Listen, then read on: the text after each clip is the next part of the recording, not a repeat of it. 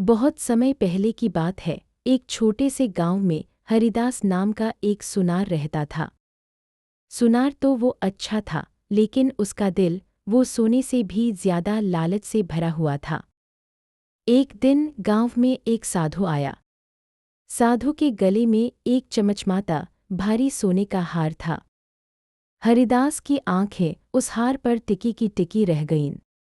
साधु बोला, बेटा ये हार थोड़ा टूट गया है, जरा ठीक कर दोगे? हरिदास बोला, बिल्कुल बाबा, शाम तक तैयार हो जाएगा। लेकिन जैसे ही साधु गया, हरिदास की नीयत डोल गई।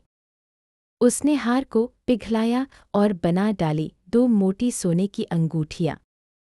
शाम को साधु लौटा और बोला, बेटा मेरा हार। हरिदास ने झूठ बोला, कौन सा हार बाबा, आपने मुझे कुछ नहीं दिया।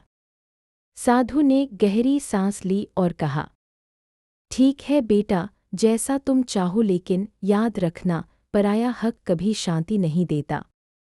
और वही हुआ। कुछ ही दिनों में हरिदास की दुकान में चोरी हो गई। सारी अंगूठियां, सारा सोना गायब।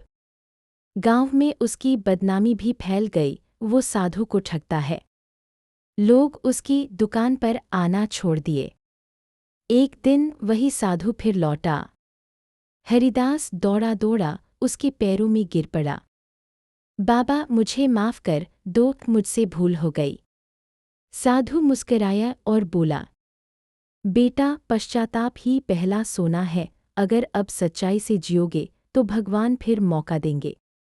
हरिदास ने उसी दिन से ईमानदारी का रास्ता चुन लिया।